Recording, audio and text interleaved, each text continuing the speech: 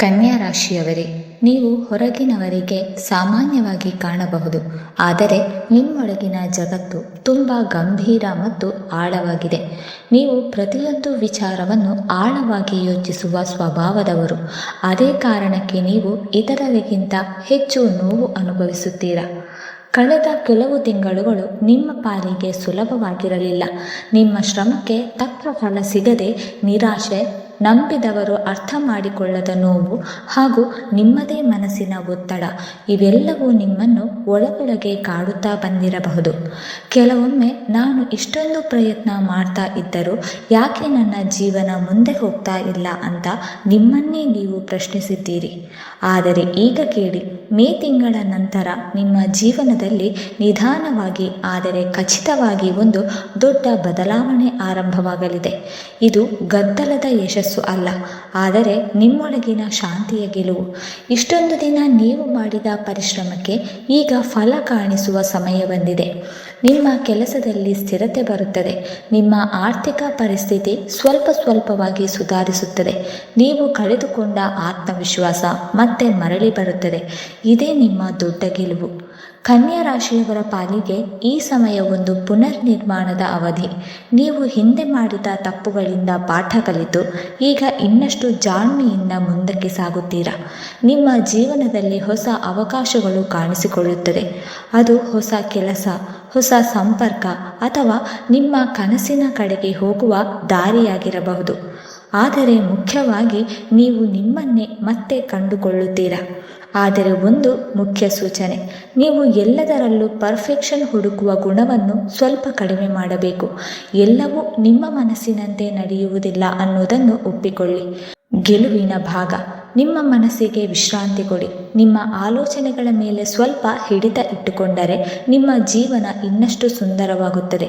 ಮೇ ನಂತರದ ದಿನಗಳು ನಿಮಗೆ ನಿಧಾನವಾಗಿ ಬೆಳಕು ತರುತ್ತದೆ. ನೀವು ಮೌನವಾಗಿ ಮಾಡಿದ ಪರಿಶ್ರಮಕ್ಕೆ ಜಗತ್ತು ಗುರುತಿಸುವ ಸಮಯ ಬರುತ್ತದೆ. ನೀವು ಹಿಂದಿನಂತಲ್ಲ, ಈಗ ನೀವು ಇನ್ನಷ್ಟು ಬಲಿಷ್ಠರು, ಹೆಚ್ಚು ಜಾಣರು. ನಿಮ್ಮ ಸಹನೆ ಮತ್ತು ನಿಮ್ಮ ಶ್ರಮವೇ ನಿಮ್ಮನ್ನು ಎತ್ತರಕ್ಕೆ ಕೊಂಡೊಯ್ಯುತ್ತದೆ. ಕನ್ಯಾ ರಾಶಿಯವರೇ, ಇಷ್ಟೊಂದು ದಿನ ನೀವು ಅನುಭವಿಸಿದ ಕಷ್ಟಗಳು, ಮನಸ್ಸಿನ ಒತ್ತಡ, ಹಣಕಾಸಿನ ಅಸ್ಥಿರತೆ ಇವೆಲ್ಲವೂ ನಿಧಾನವಾಗಿ ಕೊನೆಯಾಗುವ ಹಂತಕ್ಕೆ ಬಂದಿದೆ. ನೀವು ಎಷ್ಟು ಶ್ರಮ ಪಟ್ಟರೂ ಫಲ ಸಿಗಲಿಲ್ಲ ಅನ್ನುವ ಬೇಸರ ನಿಮ್ಮೊಳಗೆ ಇದ್ದೇ ಇರುತ್ತದೆ.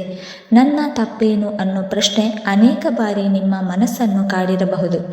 ಮೇ ತಿಂಗಳ ನಂತರ ನಿಮ್ಮ ಜೀವನದಲ್ಲಿ ಒಂದು ಸೂಕ್ಷ್ಮ ಆದರೆ ಶಕ್ತಿಯುತ ಬದಲಾವಣೆ ಶುರುವಾಗಲಿದೆ.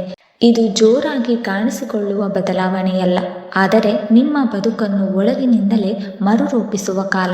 ನೀವು ಮಣ್ಣು ಮುಟ್ಟಿದರೂ ಚಿನ್ನವಾಗುವ ಸಮಯ ಹತ್ತಿರದಲ್ಲಿದೆ. ಆದರೆ ಒಂದು ವಿಷಯ ನೆನಪಿಟ್ಟುಕೊಳ್ಳಿ, ನಿಮ್ಮ ಗ್ರಹಾಧಿಪತಿ ಬುಧನಿಗೆ ಅಶಿಸ್ತು ಮತ್ತು ಅತಿಯಾದ ಯೋಚಿಸುವ ಸ್ವಭಾವ ಇಷ್ಟವಿಲ್ಲ. 2026ರಲ್ಲಿ ನೀವು ಆರ್ಥಿಕವಾಗಿ ಏರಬೇಕು ಅಂದರೆ ಮೊದಲಿಗೆ ನಿಮ್ಮ ಚಿಂತನೆ ಮತ್ತು ಮಾತಿನ ಮೇಲೆ ಹಿಡಿತ ಇರಬೇಕು. ಯಾವಾಗ ನೀವು ಶಾಂತವಾಗಿ ಯೋಚನೆಯಿಂದ ನಡೆಯುತ್ತೀರೋ ಆಗ ಲಕ್ಷ್ಮಿ ನಿಮ್ಮ ಕಡೆಗೆ ಆಕರ್ಷಿಸುತ್ತಾಳೆ.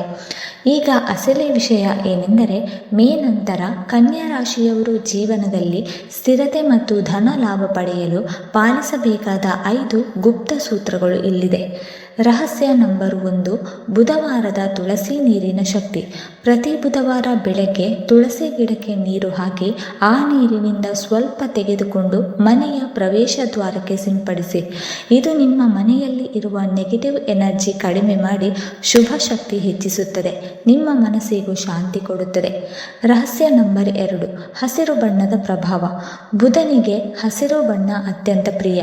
ಆದ್ದರಿಂದ ವಾರದಲ್ಲಿ ಕನಿಷ್ಠ 2 ದಿನ ಹಸಿರು ಬಣ್ಣದ ಬಟ್ಟೆ ಅಥವಾ ಒಂದು ಚಿಕ್ಕ ಹಸಿರು ವಸ್ತು ನಿಮ್ಮ ಬಳಿ ಇಟ್ಟುಕೊಳ್ಳಿ. ಇದು ನಿಮ್ಮ ಅದೃಷ್ಟದ ದಾರಿಯನ್ನು ನಿಧಾನವಾಗಿ ತೆರೆಯುತ್ತದೆ. ರಹಸ್ಯ ನಂಬರ್ 3, ವಿಷ್ಣು ಸ್ಮರಣೆ. ಪ್ರತಿದಿನ ಬೆಳಿಗ್ಗೆ ಓಂ ನಮೋ ನಾರಾಯಣಾಯ ಎಂಬ ಮಂತ್ರವನ್ನು ಕನಿಷ್ಠ 11 ಬಾರಿ ಜಪ ಮಾಡಿ. ಇದು ನಿಮ್ಮ ಮನಸ್ಸಿನ ಅಶಾಂತಿಯನ್ನು ಕಡಿಮೆ ಮಾಡಿ ಜೀವನದಲ್ಲಿ ಸ್ಪಷ್ಟತೆ ಮತ್ತು ಧೈರ್ಯ ನೀಡುತ್ತದೆ. ರಹಸ್ಯ ನಂಬರ್ 4, ಅಕ್ಕಿ ಮತ್ತು ಹಸಿರು ಗ್ರಾಮ್ನ ದಾನ. ಬುಧವಾರದ ದಿನ ಬಡವರಿಗೆ ಅಕ್ಕಿ ಅಥವಾ ಹಸಿರು ಹುರುಳಿ ಅಂದರೆ ಮೂಂಗ್ ದಾಲ್ ದಾನ ಮಾಡಿ. ಇದು ನಿಮ್ಮ ಹಣಕಾಸಿನ ಅಡಚಣೆಗಳನ್ನು ನಿಧಾನವಾಗಿ ದೂರ ಮಾಡುತ್ತದೆ ಮತ್ತು ಹೊಸ ಆದಾಯದ ಮಾರ್ಗಗಳನ್ನು ತೆರೆದುಕೊಳ್ಳುತ್ತದೆ. ರಹಸ್ಯ ನಂಬರ್ 5, ಮೌನ ಮತ್ತು ಯೋಜನೆ. ಕನ್ಯಾ ರಾಶಿಯವರ ದೊಡ್ಡ ಶಕ್ತಿ ಅವರ ಬುದ್ಧಿ, ಆದರೆ ಅದೇ ಸಮಯದಲ್ಲಿ ಹೆಚ್ಚು ಯೋಚನೆ ಅವರ ದುರ್ಬಲತೆ. ನಿಮ್ಮ ಯೋಜನೆಗಳನ್ನು ಎಲ್ಲರಿಗೂ ಹೇಳಬೇಡಿ, ಮೌನವಾಗಿ ಕೆಲಸ ಮಾಡಿ. ನೀವು ಮಾಡಿದ ಕೆಲಸವೇ ನಿಮ್ಮ ಪರವಾಗಿ ಮಾತನಾಡಲಿ. ನೀವು ಎಷ್ಟು ಶಾಂತವಾಗಿ ಮುಂದುವರಿಯುತ್ತೀರೋ ಅಷ್ಟು ವೇಗವಾಗಿ ನಿಮ್ಮ ಯಶಸ್ಸು ಹೆಚ್ಚಾಗುತ್ತದೆ. ಸ್ನೇಹಿತರೆ, ಮೇ ನಂತರದ ಈ ಅವಧಿ ಕನ್ಯಾ ರಾಶಿಯವರಿಗೆ ಒಂದು ಹೊಸ ಆರಂಭ. ನೀವು ನಿಧಾನವಾಗಿ ನಿಮ್ಮ ಜೀವನವನ್ನು ಸರಿಪಡಿಸಿಕೊಳ್ಳುತ್ತೀರಿ.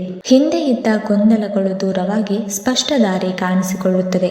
ನೀವು ಇಂದಿನಿಂದಲೇ ಈ 5 ಪರಿಹಾರಗಳನ್ನು ಪ್ರಾರಂಭಿಸಿದರೆ ನಿಮ್ಮ ಕಷ್ಟಗಳು ಕಡಿಮೆಯಾಗುತ್ತಾ ಹೋಗುತ್ತದೆ ಮತ್ತು ನಿಮ್ಮ ಜೀವನದಲ್ಲಿ ಸುಖ, ಶಾಂತಿ ಮತ್ತು ಸಮೃದ್ಧಿ ನೆಲೆಸುತ್ತದೆ. ಧೈರ್ಯವಾಗಿರಿ, ನಿಮ್ಮ ಸಮಯ ಶುರುವಾಗುತ್ತಿದೆ. ಜಯ ನಿಮ್ಮದೇ. ಶುಭವಾಗಲಿ. ಈ ವಿಡಿಯೋ ನಿಮಗೆ ಇಷ್ಟ ಆಗಿದ್ದರೆ ದಯವಿಟ್ಟು ಲೈಕ್ ಮಾಡಿ, ಶೇರ್ ಮಾಡಿ ಮತ್ತು ಓಂ ನಮೋ ನಾರಾಯಣಾಯ ಎಂದು ಕಮೆಂಟ್ ಮಾಡಿ.